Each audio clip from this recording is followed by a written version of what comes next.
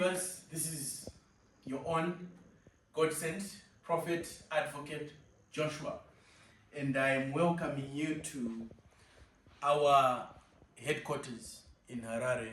For those of you who want to get in touch with us for prophecies, prayers, get in touch with us on the numbers that are showing on the screen, even those who want to register for prophetic school. Now, in this particular vision, I saw as it were a man who is given cars more than anybody else that I've seen in this country. Say Wicknell.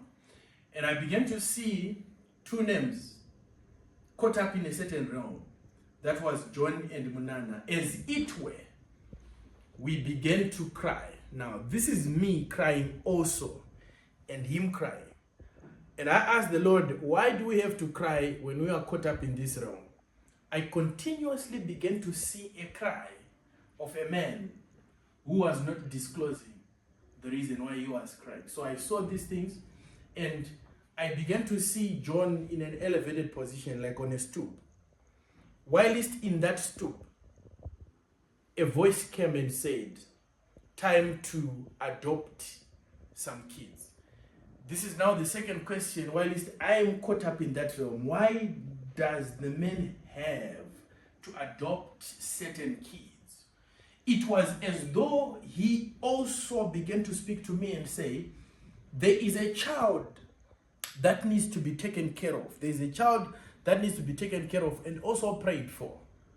As I saw this, and this is not something that is not existing in a certain realm. This is something that I know for sure, that by the authority of God, if we are to pray, God will give us even more revelation. We need to intercede for this family. We need to intercede for this man, especially in as far as this revelation is concerned. We need to pray for the children.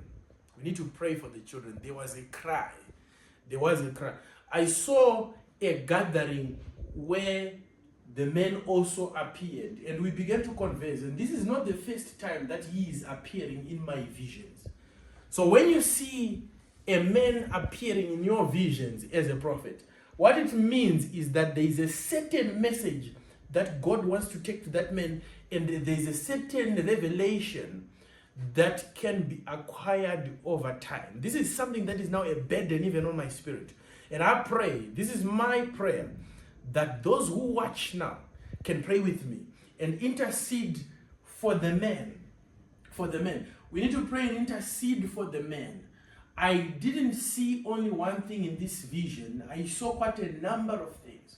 But it is at this juncture that I would implore you as believers. From me and the rest of my broadcasting crew here at our headquarters, I say adios. God bless you.